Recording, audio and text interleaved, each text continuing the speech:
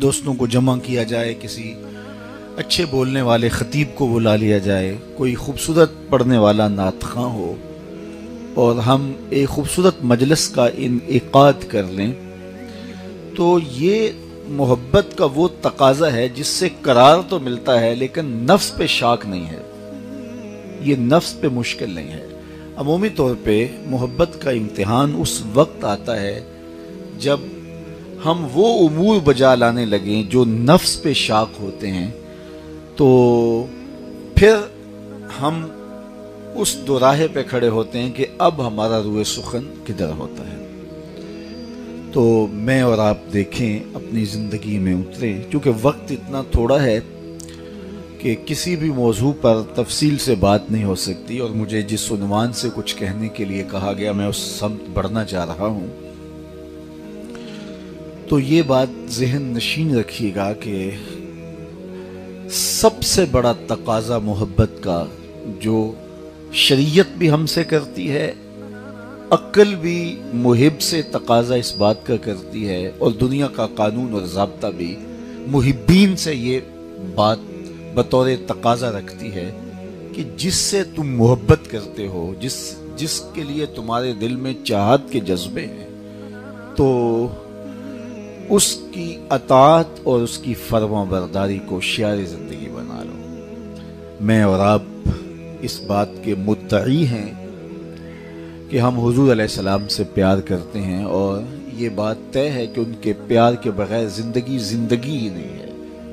اور یہ وہ پیار ہے کہ جو صرف انسانوں کے سینوں میں نہیں ہے، بلکہ حضور کا پیار تو پتھروں کے کلیجے میں بھی رکھا گیا ہے۔ احد جبل یحبنا ونحبہ، فرمایا احد پہاڑ ہو کے ہم سے پیار کرتا ہے اور ہم اس سے پیار کرتے ہیں۔ اور کائنات نے ایسے ایسے انوکھے واقعات دیکھے۔ امام بخاری نے لکھا، باقی لوگوں نے لکھا کہ حضور منبر پہ بیٹھے خطبہ دینے لگے تو ایک سمت سے رونے کی آواز آنے لگی، اور رونے والا اس درد سے روتا تھا جیسے اس کا کلیجہ پھٹ جائے گا۔ کا ناقۃ الخلوج، جس طرح اونٹنی کا بچہ گم ہو جائے اور وہ چیختی ہے، تو وہ چیخنے والا یوں چیخ رہا تھا جیسے اونٹنی کا بچہ گم ہو گیا ہو۔ صحابہ فرماتے ہیں ہم نے دائیں بائیں دیکھا تو رونے والا نظر بھی نہیں آتا، نظر دوڑائی، لیکن رونے والا اس درد سے روتا ہے کہ سینوں میں دل دہلتے ہیں۔ خیر تھوڑی دیر کے بعد فنزل النبی صلی اللہ علیہ وسلم عن المنبر، حضور منبر سے نیچے تشریف فرما ہوئے اور ایک سمت چل دی۔ کھجور کا خشک تنا پڑا ہوا تھا، آقا کریم نے جا کے اس کو اپنی باہوں میں لے لیا۔ تب صحابہ کو پتہ چلا کہ جو رونے کی آواز آ رہی ہے، جو سسکیاں ہمیں سنائی دے رہی ہیں، یہ کھجور کے اس خشک تنے سے جو ہیں وہ آ رہی ہیں۔ تو عجیب حیرت کا عالم تھا، کبھی ایسا ہوا نہیں کہ خشک لکڑیاں بھی روئی ہوں۔ تو آقا کریم اس کو جب آغوش میں لیا تو جس طرح بچھڑا ہوا بچہ ماں کی آغوش میں آئے تو اس کی گگی سی بن جاتی ہے، تو یہ کیفیت اس کی ہو گئی۔ آقا کریم اپنا دست شفقت اس کے اوپر مسلسل پھیرنے لگے۔ تھوڑی دیر کے بعد اس کی ہچکی تھم گئی، پھر حضور دوبارہ منبر پہ تشریف فرما ہوئے۔ اب صحابہ کی نظروں میں استعجاب تھا، سوال تھے کہ یہ کیا ماجرا ہوا، کیا درخت بھی روتے ہیں اور وہ بھی خشک؟ اب حضور ان کے سوال کو سمجھ رہے تھے تو آقا کریم نے ارشاد فرمایا، لو لم افعل ھذا لحن الی یوم القیامہ، اگر میں منبر سے نیچے اتر کے اپنے عاشق کو یوں تسلی نہ دیتا تو یہ قیامت تک روتا رہتا۔ کیونکہ پہلا دن تھا کہ منبر بنایا گیا تھا اور حضور منبر پہ بیٹھے، پہلے اس تنے کے ساتھ ٹیک لگا کے حضور واز کیا کرتے تھے، آج منبر پہ بیٹھے تو یہ جدائی گوارا نہ کر پایا۔ حضرت محمد بن سیرین رضی اللہ تعالیٰ عنہ اس حدیث کے راوی ہیں، اور یہ جلیل القدر تابعی ہیں۔ جب اس حدیث کو روایت کرتے تو بچوں کی طرح بلک بلک کے روتے کہ یار حضور کی محبت تو درختوں کے کلیجے میں بھی ہے، ہم تو پھر سینے میں دھڑکتا ہوا دل رکھتے۔ تو محبت کے بغیر تو کائنات، وہ اقبال نے کہا نا کہ شیشہ دہر میں مانند مے ناب ہے عشق، روح خورشید ہے خون رگے مہتاب ہے عشق، دل ہر ذرہ میں پوشیدہ کسک ہے اس کی، نور یہ وہ ہے کہ ہر شے میں جھلک ہے اس کی۔ تو واقعی کائنات نے یہ انوکھے باب دیکھے کہ پتھر حضور علیہ السلام کے لیے تڑپ رہے ہیں، احد کی چھاتی پہ قدم آتا ہے تو وہ جھوم اٹھتا ہے، درخت سسکیاں لے رہے ہیں اور پرندے حضور علیہ السلام کی رک رک کے زیارت کرتے ہیں، تو پھر ہم تو انسان ٹھہرے اور پھر ہم حضور کے غلام کہلاتے ہیں، تو پھر ہمیں حضور کا نام کیوں تسکین نہیں دے گا؟ تو ہم حضور کا ذکر کریں گے تو قرار باطن کیوں نصیب نہیں ہوگا؟ میرے ہی شہر کے ایک پنجابی شاعر ہیں ڈاکٹر اسحاق، ان کا ایک شعر یاد آیا، تینوں سینے دی میں ٹھنڈ آکاں، تینوں سینے دی میں ٹھنڈ آکاں، شہد گلاب تے کھنڈ آکاں۔ اور یہ انور مسعود صاحب ہیں تو مزاحیہ شاعر، لیکن جب نعت لکھنے پہ آئے تو قلم توڑ دیا۔ ان کا نام لبوں پر آئے، میٹھا میٹھا منہ ہو جائے، ان کے بول بہاروں جیسے اور اصحاب ستاروں جیسے، ان سا پیارا اور نہ کوئی، ان سے بچھڑ کے لکڑی روئی، جب وہ سیر کو جایا کرتے سر پہ بادل سایہ کرتے۔ تو ان کی محبت تو ہمارے دلوں کا احساسہ ہے، لیکن اس کا یہ تقاضا کہ جب ہم ان سے پیار کرتے ہیں تو پھر ہمارا عمل، ہمارا طرز زندگی اس پیار کی گواہی دے۔ ہماری زبان تو گواہی دیتی ہے، لیکن ہمارا عمل بھی گواہی دے۔ میرے استاد فرمایا کرتے تھے، یہ نہ ہو کہ تمہیں پوچھنا پڑے اور لوگوں کو پوچھنا پڑے اور تمہیں بتانا پڑے کہ میں حضور کا غلام ہوں۔ فرمایا کرتے تھے، صاحب نہ کسی کو پوچھنا پڑے نہ تجھے بتانا پڑے، تیری وضاقتہ، طرز زندگی، انداز معاشرت اتنا خوبصورت ہو، تم دور سے آ رہے ہو، لوگ پہچان کے کہیں وہ دیکھو آقا کا غلام آ رہا ہے۔ نور آنکھوں میں تو چہروں پہ اجالے ہوں گے، مصطفیٰ والوں کے انداز نرالے ہوں گے۔ تو آئیے میں اور آپ اپنے اندر اتر کے خود دیکھیے کہ ہم کھڑے کہاں ہیں۔ آپ یہ سمجھ رہے ہوں گے کہ میں کسی اچھی جگہ کھڑا ہوں اور میں آپ کے بارے میں یہ اچھی رائے رکھ سکتا ہوں، لیکن میں خود کہاں کھڑا ہوں یہ مجھے پتا ہے، اور آپ خود کہاں کھڑے ہیں یہ آپ کو پتا ہے۔ میرے زبانی دعووں سے میرے اندر کو محسوس نہیں کیا جا سکتا، اور نہ ہی آپ کے دعووں سے۔ تو حضور کے ساتھ ہمارا جو محبت کا ربط و رشتہ ہے، کیا ہمارا عمل اس کی دلیل فراہم کرتا ہے یا کہ نہیں؟ صحابہ کی زندگیاں دیکھیے، انہوں نے آقا کریم کی چاہت میں اپنی خواہشوں کو قربان کر دیا، یہاں تک کہ وہ چیزیں جن کا تعلق انسان کی طبع سے ہوتا ہے اور شریعت اس پہ تقاضا بھی نہیں کرتی، صحابہ نے ان کو بھی ڈھال دیا۔ دیکھیے، دو سکے بھائی ہوتے ہیں اور فرما بردار ہوتے ہیں ماں باپ کے، اور ایک آغوش میں پلے ہوتے ہیں، ایک گھر میں پرورش پائی ہوتی ہے، پروان چڑھے ہوتے ہیں، لیکن ان کی پسند ناپسند الگ الگ ہوتی ہے۔ کھانے میں ایک بھائی ایک چیز پسند کرتا ہے، دوسرا وہ چیز پسند نہیں کرتا۔ ماں کو مسئلہ ہوتا ہے، یہ چیز اگر تیار کی تو دوسرا بھائی لیتا نہیں ہے، اس کے لیے الگ سے کچھ تیار کرنا ہوتی ہے۔ اب مزاج میں تفاوت ہونا یہ ایک الگ امر ہے۔ دونوں بھائیوں کی محبت ایسی ہے کہ ملے بغیر رہ نہیں سکتے، لیکن مزاج متفاوت ہے۔ تو لازمی نہیں ہے کہ کسی کی چاہت میں آپ کا مزاج بھی ڈھل جائے، یہ تو انسان کی اپنی طبع ہے۔ لیکن صحابہ کی زندگیاں دیکھیے، انہوں نے اپنی طبع کو بھی حضور کی طبیعت کے سانچے میں ڈال دیا۔ حضرت انس بن مالک کو کسی نے دیکھا رضی اللہ تعالیٰ عنہ کو کہ وہ شوربے سے کدو کے ٹکڑے نکال کے کھا رہے ہیں، تو کہا کہ یہ کیا کر رہے ہو؟ کہا مجھے نہیں پتا، میں نے ایک دن حضور کو یوں کھاتے ہوئے دیکھا تھا۔ تو اپنی طبع کو بھی حضور کی محبت کے سانچے میں ڈال دیا۔ اور جو امور تشریعیہ ہیں تو وہاں تو پھر ان کی غیرت دیکھنے والی ہوتی ہے۔ اللہ اکبر۔ ایک بحرین سے غالباً صحابی آئے تو انہوں نے سونے کی انگوٹھی پہنی ہوئی تھی۔ حضور سے انہوں نے سلام کیا تو آقا کریم نے جواب نہیں دیا، تو وہ سمجھ نہیں پائے کہ میرے سے ناراضگی کا سبب کیا ہے۔ تو خیر انہوں نے، حضور نے رخ پھیرا تو ادھر جا کے سلام کیا، تو حضور نے پھر رخ پھیر دیا، سمجھ گئے کہ کوئی سخت ناراضگی۔ تو صحابہ کے پاس گئے، کہا کہ میں تو سمجھ نہیں رہا کہ حضور میرے سے ناراض کیوں ہے، تم مجھے بتا سکتے ہو کہ ناراضگی کا سبب کیا ہے؟ انہوں نے کہا کہ سونا اور چاندی حضور نے مردوں کے لیے منع کر دیا ہے، ان الذهب والفضة حرام لذکور امتی، اور یہ گناہ بے لذت ہے، اور اس کو حضور نے جہنم کی آگ کا انگارہ قرار دیا۔ تمہارے ہاتھ میں سونے کی انگوٹھی ہے، شاید حضور کی ناراضگی کا سبب یہ ہو۔ خیر وہ آگے بڑھے اور اتار کے حضور کو پیش کرتے ہوئے کہا، آپ کی ناراضگی کا سبب کہیں یہ تو نہیں؟ حضور نے پکڑا اور یوں پھینک دیا۔ ناراضگی ختم ہو گئی، بیٹھ کے مجلس چلتی رہی، اختتام کو پہنچی، لوگ گھروں کو لوٹنے لگے تو وہ بھی پلٹے۔ تو کسی نے کہا وہ انگوٹھی تو اٹھا لو، تم تو نہیں پہن سکتے شرعاً، لیکن تمہاری بیوی تو پہن سکتی ہے، قیمتی اثاثہ ہے۔ تو صحابی نے جو جواب دیا وہ سنیے. اس نے کہا واللہ لا آخذو وقد طرحہ رسول اللہ صلی اللہ علیہ وسلم, اللہ کی قسم میں اس کو کبھی بھی نہیں اٹھاؤں گا جس کو میرے حضور نے پھینک دیا. تو یہ تھی ان کی زندگی. مدینے کی گلی سے گزرتے ہیں تو ایک ایسی عمارت بن رہی ہے جس طرز کی عمارتیں حضور پسند نہیں کرتے تھے. پوچھا کس کا گھر ہے؟ کہا فلاں انصاری کا. گزر گئے, کچھ کہا نہیں میرے حضور. کسی نے اس انصاری کو جا بتایا کہ حضور گزرے تھے, تیرا مکان دیکھا تھا, شاید پسند نہیں آیا. حضور کے چہرے پہ کوئی پسندیدگی کے آثار نہیں تھے. 4-5 دن کے بعد حضور گزرے, دیکھا ملبے کا ڈھیر پڑا ہوا ہے. رکے, فرمایا بلاؤ. اسے بلایا گیا. کہا میں گزرا تھا, تیرا گھر دیکھا تھا, آج ملبے کا ڈھیر ہے, کیا ہوا؟ عرض کی حضور میں نے گرا دیا. فرمایا کیوں؟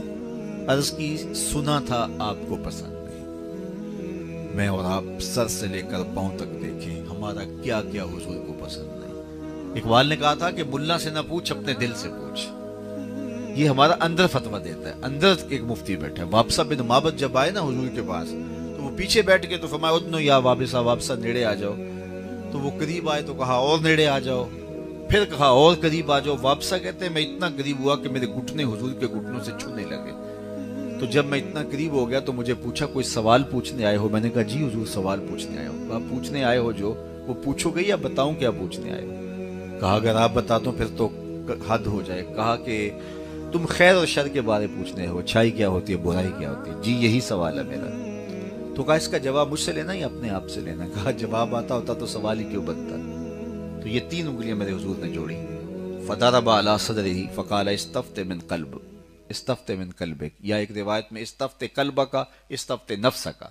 تو یہ 3 انگلیاں جوڑ کے ایسے سینے پہ مار کے کہا یہ مفتی بیٹھے ایسے پوچھ لے, یہ بتا دے گا اچھائی کیا ہے, یہ بتا دے گا برائی کیا ہے. تو ہم اندر سے فتویٰ لیں.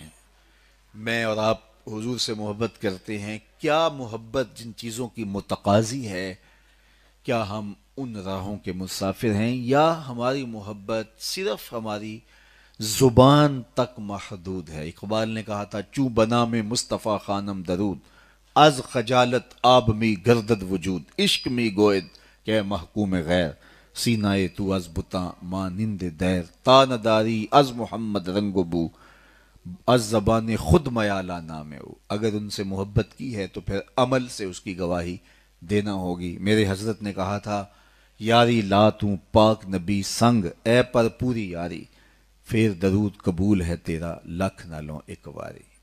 تو آئیے میں اور آپ حضور علیہ الصلوۃ والسلام کے نام سے اپنے قلوب کی تسکین کا سامان بھی کریں, ان کے نام کی محافل میلاد کا انعقاد بھی کریں, ان کے ذکر سے قرار جاں اور تسکین قلب بھی حاصل کریں, اور ان کے تذکروں کی مہک سے مشام ہستی بھی معطر کریں, روحوں کو قرار بھی دیں, اور ان کا ذکر تسکین بھی دے, ٹھنڈک بھی پہنچائے. لیکن سب سے بڑھ کر ان کا لایا ہوا پیغام حق اپنی روحوں میں اس طرح جذب کریں کہ ہم چلتے پھرتے ان کے اداؤں کے اسیر دکھائی دیں, اور ان کی چوکھٹ کے فقیر دکھائی دیں. ہمارا طرز زندگی, ہمارا انداز معاشرت, ہمارا اٹھنا بیٹھنا, ہماری زندگی کا ایک ایک لمحہ اور گوشہ ان کی محبت کے سانچے میں ڈھلا ہوا اور ان کے پیار کی خوشبو میں گوندا ہوا دکھائی دے. اللہ تعالیٰ جل شانہ ہم سب کو توفیق عطا فرمائے. یہ بابرکت دن ہے جس کی آخری گھڑیاں ہیں اور سورج غروب ہونے کو ہے. وہ بابرکت گھڑیاں ماہ رجب المرجب کی آج 27 تاریخ ہے, اور یہ وہی گھڑیاں ہیں جن کے جھرمٹ کے اندر ابدی سعادتوں نے وہ نور پھیلایا کہ میرے اور آپ کے آقا و مولا ان بلندیوں تک پہنچے جہاں کسی کا تصور اور تخیل بھی نہیں پہنچ سکتا.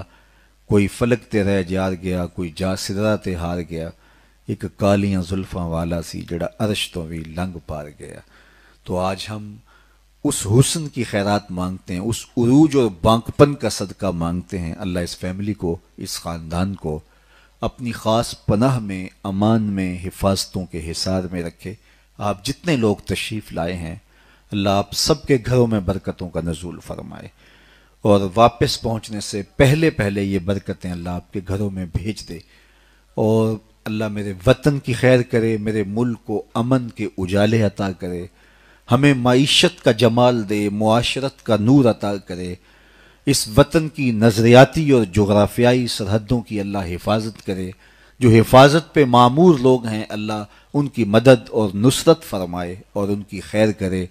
اقبال کے سارے کلام کا رس نہ چھوڑوں تو خلاصہ یہ نکلتا ہے کہ محمد سے وفا تو نے تو ہم تیرے ہیں، یہ جہاں چیز ہے کیا لوح و قلم تیرے ہیں۔ اقبال کہتے ہیں حضور سے وفا کرو، پھر قلم بھی تمہیں دے دیں گے، تختی بھی تمہارے ہاتھ میں ہی ہوگی، جو لکھنا ہوا خود ہی لکھ لینا، تمہاری تقدیر کے فیصلے کہیں اور نہیں ہوں گے، بلکہ خدا بندے سے خود پوچھے گا بتا تیری رضا کیا ہے۔ لیکن یہ شرط یہ ہے اگر حضور سے وفاؤں کا رشتہ مستحکم ہو جائے۔ بار دیگر میں دعا گو ہوں اپنی اس بچی بیٹی کے لیے جس کے عقیقے کی یہ تقریب منعقد ہوئی، اس پوری فیملی کے لیے، پورے خاندان قبیلے کے لیے اور آپ سب دوستوں کے لیے۔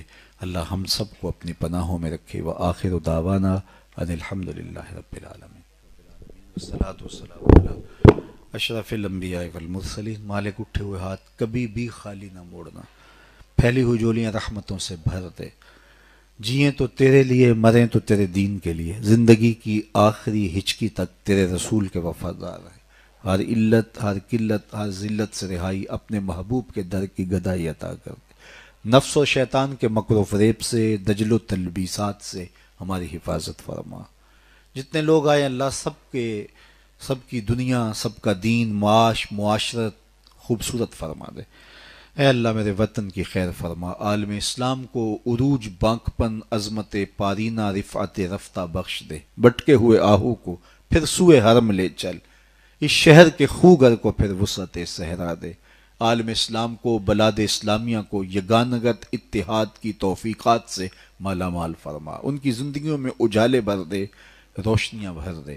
اے اللہ اس امت کو امت واحدہ بنا دے، گروہی اور تشتت اور افتراق اور کیا کیا بیماریاں جو اس امت کو لگ گئیں اللہ اس سے نجات عطا فرما دے، ہمیں حضور کی اتباع کے، اطاعت کے، فرما برداری کے سائے میں زندگی کے سفر کو آگے بڑھانے کی توفیق عطا فرما۔ بار دیگر تیری بارگاہ میں تجھ سے تیری رحمتوں کے ملتجی بن کے تیری رحمتوں کی خیرات مانگتے ہیں، اللہ ہمیں محروم نہ کرنا، ہمارے ان دوستوں کی خیر فرمانا، اس پورے خاندان پہ کرم نوازیوں کے اجالے اتارنا، اللہ ہماری آنکھوں کو شرم و حیا دینا، خیالوں کو پاکیزگی دینا، سوچوں کو نور دینا، ہمارے باطن کو ستھرائی اور ہمارے قلوب کو طہارت عطا کر دینا، ہر حاسد کے حسد سے، مبغض کے بغض سے ہم سب کو محفوظ فرمانا، اپنی پناہوں کا حصار دینا، عزت آبرو بری زندگی نصیب فرمانا، فتنہ دجال سے ہمیں محفوظ فرمانا، ہماری نسلوں کو محفوظ فرمانا، امام مہدی کے عساکر کے اندر ہماری نسلوں کو شامل کرنا، اسلام کی نشأت اور نہضت کے لیے عملی کردار ادا کرنے کی ہمیں توفیقات سے مالا مال کرنا۔ اے اللہ تیری بارگاہ میں اس وطن عزیز کے لیے بار دیگر دعا ہے، اس وطن کو اسلام کی نشأت و نہضت کا ذریعہ بنانا اور اس ملک کو عالمی غلبہ اسلام کا ذریعہ اور اس کا ہراول دستہ بنانا۔ وصلی اللہ تعالی علی النبی الامین وعلی آلہ وصحبہ اجمعین برحمتک یا رب۔